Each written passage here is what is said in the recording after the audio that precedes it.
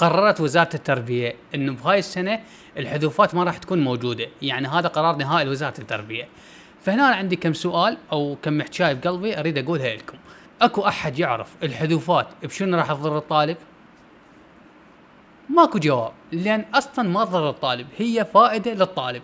لان بهاي السنة الجديدة كبداية دوام وانه ماكو كتب، والكتب بعدين صارت الكترونية، مو الاصح انه ابقى الحذوفات او ارجع الحذوفات للطلاب؟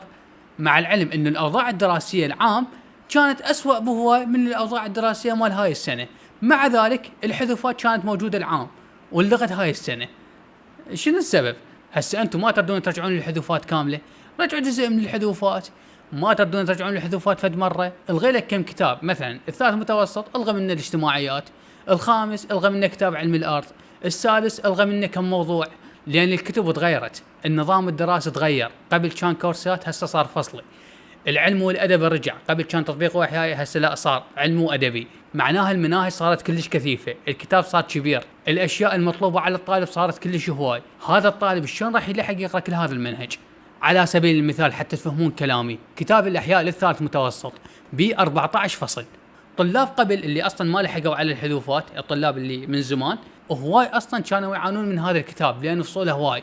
فهسه تجي بعد ما عودت الطلاب صار لك 4 سنوات على الحذوفات تلغيها هاي السنه؟ الوضع تغير، الكتب تغيرت، طريقه التدريس تغيرت، نظام المدارس تغير، وهواي اشياء تغيرت عن قبل. الطلاب رادوا الحذوفات، المدرسين رادوا حذوفات، مجلس النواب رادوا الحذوفات، طلعت مظاهرات على مود الحذوفات.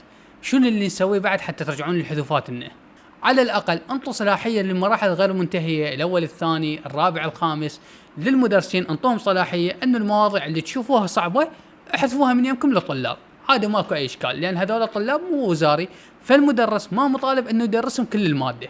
بينما طلاب الوزاري هو تقريبا هذا افشل حل، انه الطلاب خلي ياخذون هذول المواضيع بس ياخذوهن للاطلاع، يعني فقط يطلعون عليهن ما يقروهن ولا يحفظوهن، قبل الوزاره بشهر تنزل لهم حذوفات على هذول المواد اللي يطلعوا عليهن، يعني يكونن محذوفات ما يمتحنون بيهن. هسه واحد راح يقول شنو الفائده انه نقراهن ونطلع عليهن؟ حتى تنتهي الحجه مال وزاره التربيه انه المواضيع هذني على اساس مهمات، فاحنا نقراهن ونشوف هل راح ياثر علينا بالمستقبل لو لا. شو نسوي بعد؟